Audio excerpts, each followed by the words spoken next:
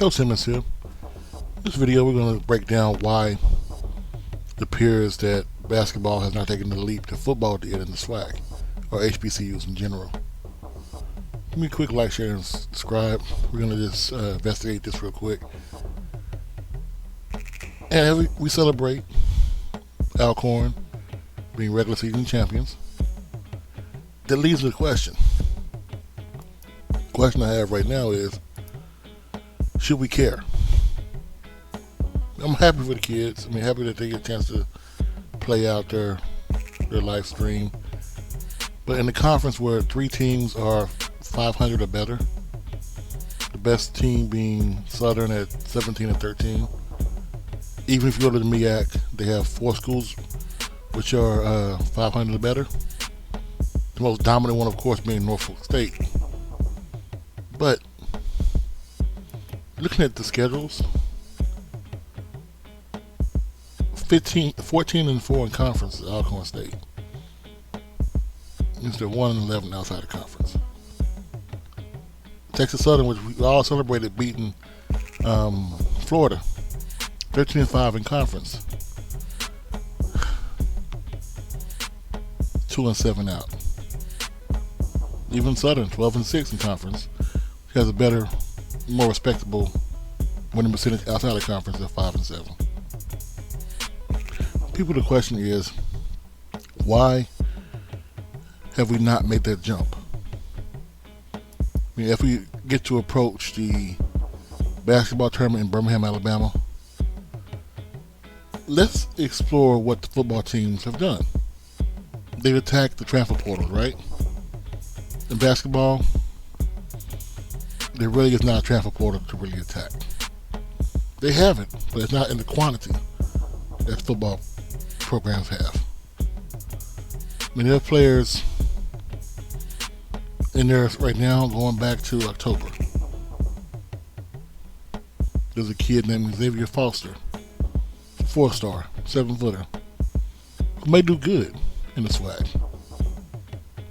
But for some reason, none of these kids are transferring from these schools to the SWAC, or even the MEAC. Their players go from Texas Tech to Drake and UAB and everything, but why is the SWAC not attacking the transfer portal? We saw how good it's been in football, but it's not been even seen in basketball.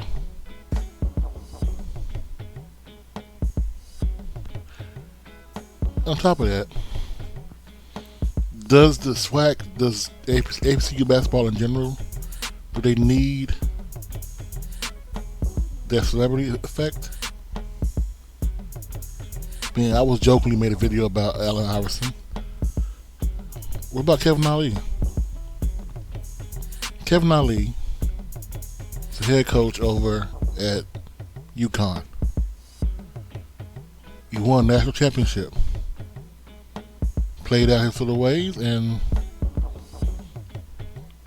hasn't been seen since. Do we have to go to NBA route and get Hall of Fame players? Because by going the route they're trying to get, like, for instance, I know it always comes down to them, right? So Jackson State, looking at Mo Williams and Lindsey Hunter. Lindsey Hunter was the last link to the Bad Boy Pistons. I don't think he's been doing anything good in the Valley. Mo Williams was a link to LeBron James in Cleveland. Do we have to go get retreads? What about fresh people who are coaching right now? We have to find something. Whether it is looking for a kid, hopefully a kid going to transfer and rushing for it, or looking for a kid who's going to, or a coach who's up and coming. Because the thing about getting coaches who are retreads, eventually they're going to leave. There's no loyalty there. So I'm not sure what the answer is. I'm not sure if it's look for an ex-player, but somebody with a big enough name to attract players in Mississippi, Alabama, Louisiana, Arkansas, Texas, Florida, to attract those players. But at the same time, you don't have to have a NBA Hall of Fame pedigree to be a coach. Greg Popovich was the perfect example. He didn't play in the NBA. But that's my idea. Just trying to figure out what is the cause.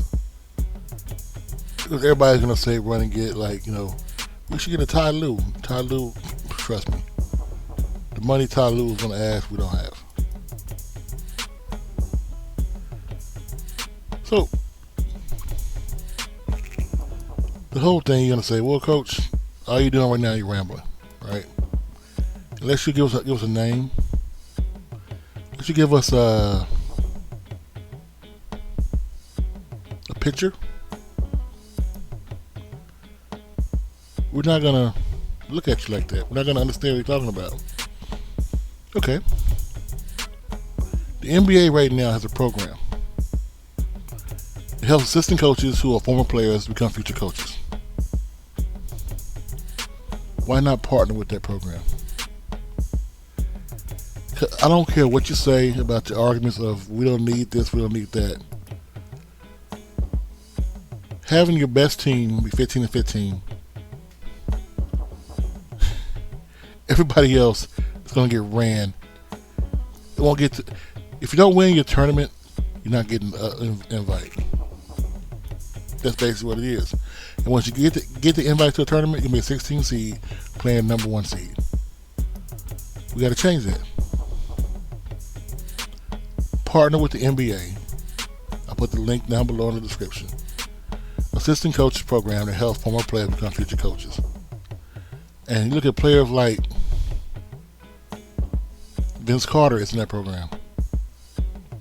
Mike Bibby's in that program. Monty Williams was in that program. Jerry Stackhouse was in that program. Now he's the head coach at Vanderbilt. Andisha Curry. No, not Steph Curry, but Andisha Curry was in that program.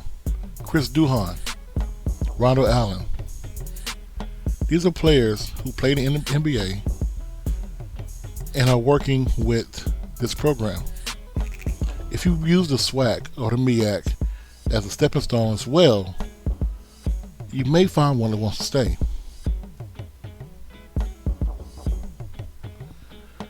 What I know, right? I'm just rattling off something. But I'm looking right now, a lot of the players and a lot of the coaches we have in these HBCU basketball arenas are not working.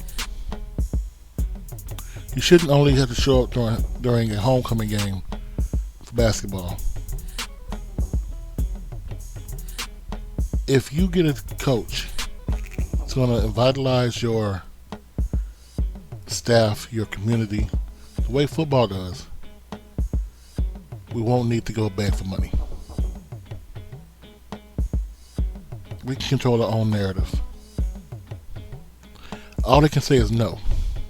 But like I said, there are a bunch of coaches out here who are wanting to coach.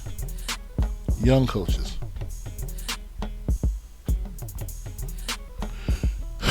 Alright, y'all. Coach Simmons, I'm out for the day. Catch y'all tomorrow.